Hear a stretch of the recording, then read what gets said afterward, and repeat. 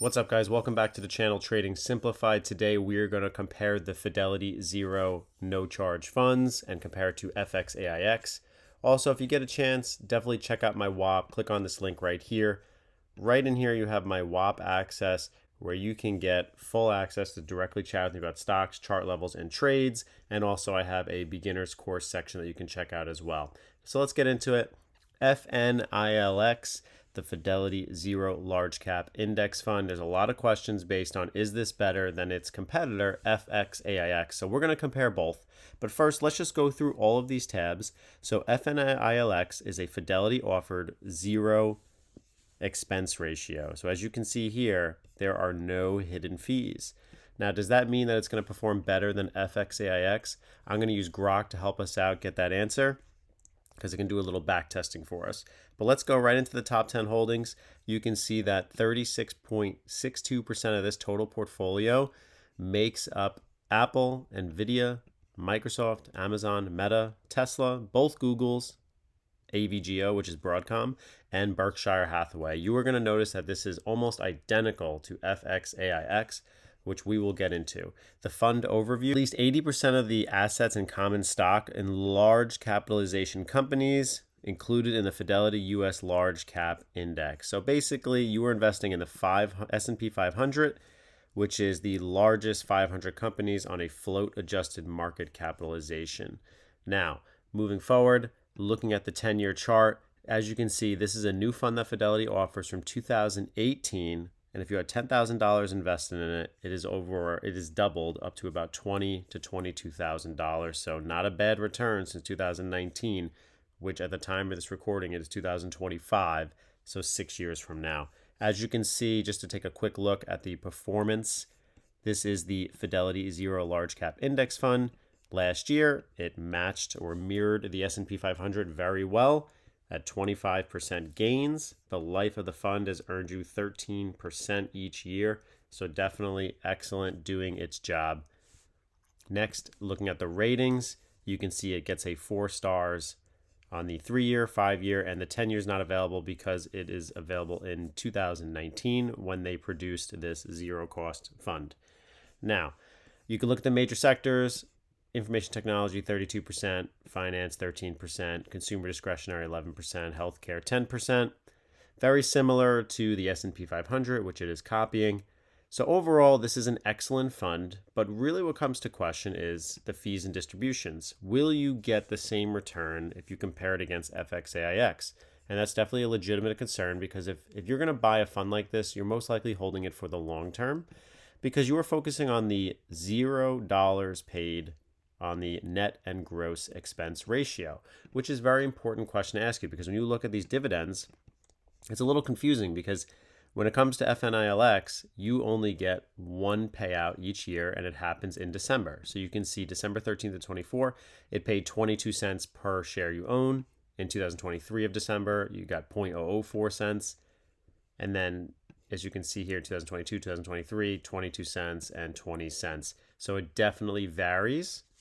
And now let's take a quick look at what Grok says comparing these with the dividends, and then we'll go through FXAIX. So I asked Grok to compare Fidelity's Zero Large Cap Index Fund, FNILX, to Fidelity's FXAIX, which we will review, including the dividend yield, because I think that is what investors really want to know over the 20 to 30 year horizon, which one's going to pay more.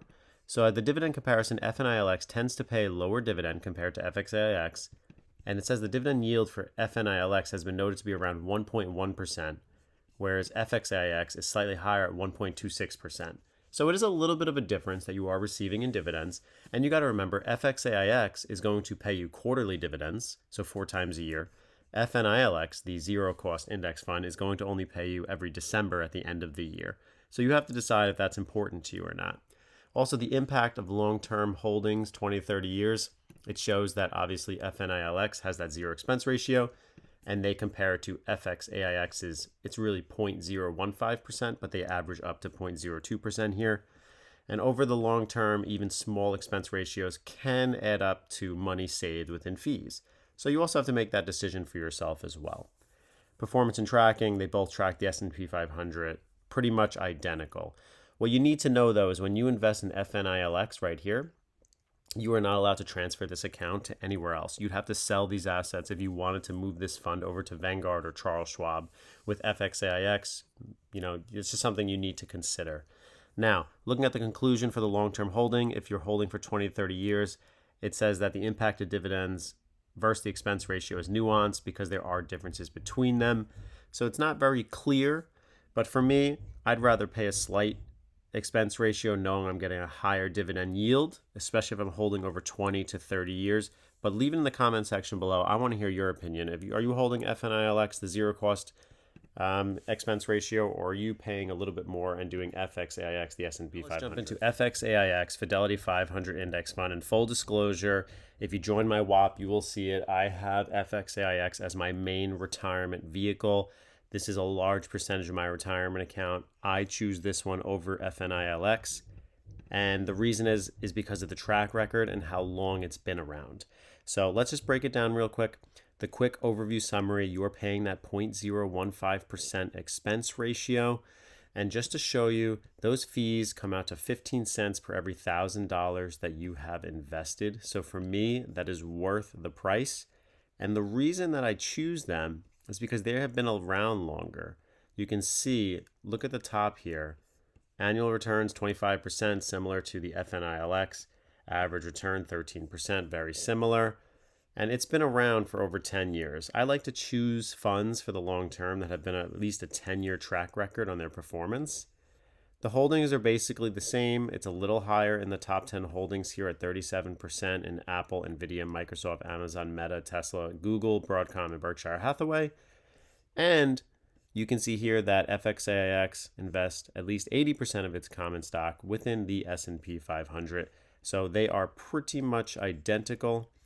And I just like seeing the performance and risk over the long term. The Fidelity 500 Index Fund tracks the S&P benchmark compared to this right here. As you can see, it only missed by 0.02%, 0.01% on the 3-year time frame, on the 5-year time frame, 0.02%. And the life of it, most importantly, it only missed by 0.13%. So to me, that is close enough. I can put my money in this. I don't have to worry about it. It has a 5-star rating out of over the 10-year period. That's very important. And then just reviewing the composition one more time, you can see the technology is 32%, very similar. Financials 13%, consumer discretionary 11%, healthcare 10%.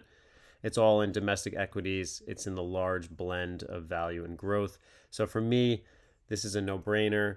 I like seeing that I'm getting the dividends every single quarter. As you can see, we have 2024 lined up right here. We are getting quarterly dividends of about 70 cents, 60 cents, and 55 cents. It varies, obviously, but it's a very easy fund to invest in, knowing that you have no minimal initial investment and you can easily just start buying it. So to me, this is the clear winner.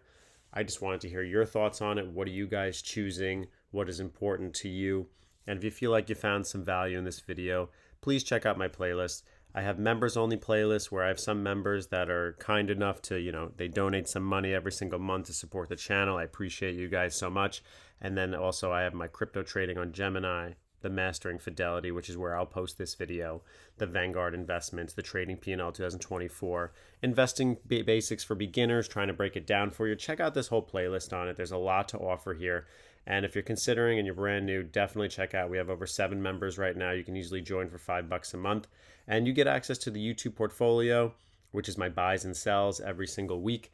And then my beginners courses, the stock watch list that I've been trading, and then my portfolio guidelines for my YouTube portfolio, as well as my announcements. So definitely be sure to check it out. There's a lot to offer. I appreciate you guys tuning in, and I'll see you until next time.